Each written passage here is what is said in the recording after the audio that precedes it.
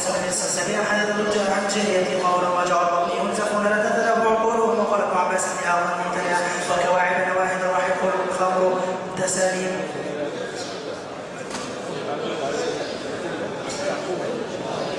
أيها الأحبة، يشرفنا ويسرنا أن يكون ضيفنا فضيلة الشيخ محمد بن سيد يعقوب، أهلا به ومرحبا في هذا المجلس. هو كما تعلمون يحسب من أهل العلم والفضل، وجاء مسلما مخينا لشيخه وشيخنا الشيخ عبد الوكيل بن الحق الهاشمي حفظه الله تعالى. وطالما أن الشيخ موجود من إن شاء الله لابد أن نسمع منه أمسا لإخواني وتلامذتي بعد أن يفرغ من التقديم الشيخ حفظه الله تعالى.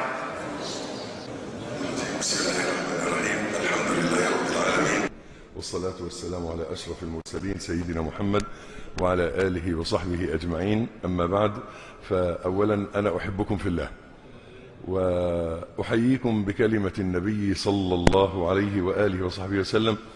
هم أهل الحديث بيصلوا على النبي ولا لا؟ أهل الحديث أكثر الناس صلاة على النبي صلى الله عليه وآله وصحبه وسلم، في قولته صلى الله عليه وآله وصحبه وسلم: مرحبا بطلبة العلم.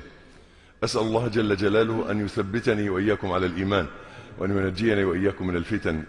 فاتني وهذا من فرحتي بلقائكم أن أبدأ أولا بتحية شيخنا وأستاذنا ومعلمنا وكبيرنا وإمامنا ومحدثنا فضيلة الإمام الشيخ أبو خالد عبد الوكيل حفظه الله. أسأل الله أن يمد في عمره، وأن ينفع المسلمين بعلومه، وأن يعطيه الصحة والعافية، وأن يرحم والديه وأمواتنا وعلماءنا وعلماء المسلمين. شرفت مصر وأكرمتنا بهذه الزيارة. جعل الله عز وجل سعيك مشكورا، وجعل خطواتك في ميزان حسناتك، ورفع في الدنيا والآخرة درجاتك شيخنا. إخوتي، أنا أحبكم في الله، وأنتم في مقام عظيم، مقام هذا التحديث. وقد أخبرت الشيخ عماد الجيزي جزاه الله خيرا أن هذه الطفرة في مصر من فضل الله وحده علينا، فاحمدوا الله عليها، واعملوا أهل مصر شكرا. اعملوا شكرا. هذا الفتح الذي فتحه الله. وقد ذكرت للشيخ وحيد بالي أيضا أن هذه المجالس إحياءها مرة أخرى من أعظم نعم الله علينا. دعكم من المثبطين الذين يقولون لا فائدة من الإجازات، الذين يقولون هذا السماع ما شأنه وماذا يفعل. دعك من كل هذا الكلام. هذه بركة إن لم يكن فيها إلا هذا الاجتماع الطيب، وكوننا نسمع مئات المرات كل يوم قال رسول الله، نسمع كلام النبي صلى الله عليه وآله وسلم، فهذا شيء عظيم.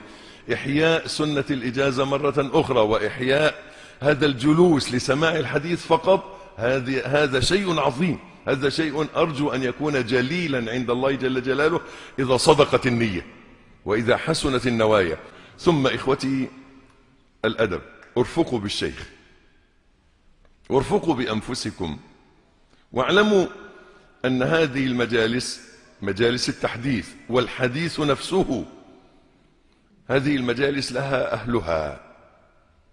هذه الطريقة قد لا توافق بعض الناس، لكن عود نفسك وربها على أن تتعود على طريقة أهل العلم. تعلمها وارضها، وإذا صبرت عليها سهل لك ما توعر منها إن يسر الله لك هذا الطريق لتكون من أهله. وإن لم تكن فإن الله جل جلاله جعل طرق الوصول إليه كثيرة. الحديث أحدها والقرآن آخر، وقيام الليل والذكر والإنفاق وطلب العلم والدعوة والنفقة في سبيل الله والحج والعمرة والذكر. طرق والأبواب كثيرة جدا. فإن لم ينفعك هذا الباب ولم يسهل لك فعليك بغيره ولا تتوقف. كما قلنا في أصول الوصول: انشغل بالمتاح ولا تعالج المغلق. نسأل الله جل جلاله أن ييسر لنا سبل الوصول إليه. التمس بركة الله جل جلاله بأن أقرأ على الشيخ حديثين إن أذنتم لي. يعني أنا الحمد لله قرأت على الشيخ قبل كده في مكة، ومعايا إجازة من الشيخ من 10 سنوات، مش كده يا شيخنا؟ جزاك الله خير. فيعني بس اسمحوا لي أقرأ. سند المد. ومعي سند المد. باب ما جاء في صفة الجنة وأنها مخلوقة. قال أبو العالية: مطهرة من الحيض والبول والبصاق، كلما رزقوا أتوا بشيء ثم أتوا بآخر، قالوا هذا الذي رزقنا من قبل أوتينا من قبل، وأتوا به متشابها يشبه بعضه بعضا. قال الإمام البخاري عليه رحمة الله: حدثنا أحمد بن يونس قال حدثنا الليث بن سعد عن نافع عن عبد الله بن عمر رضي الله عنهما قال: قال رسول الله صلى الله عليه وآله وسلم: إذا مات أحدكم فإنه يعرض عليه مقعده بالغداة والعشي، فإن كان من أهل الجنة فمن أهل الجنة، وإن كان من أهل النار فمن أهل النار. اللهم اجعلنا من أهل الجنة يا رب. وقال رحمه الله: حدثنا أبو الوليد قال حدثنا سلم ابن زرير قال حدثنا أبو رجاء عن عمران ابن حسين عن النبي صلى الله عليه وسلم قال: اطلعت في الجنة فرأيت أكثر أهلها الفقراء، واطلعت في النار فرأيت أكثر أهلها النساء.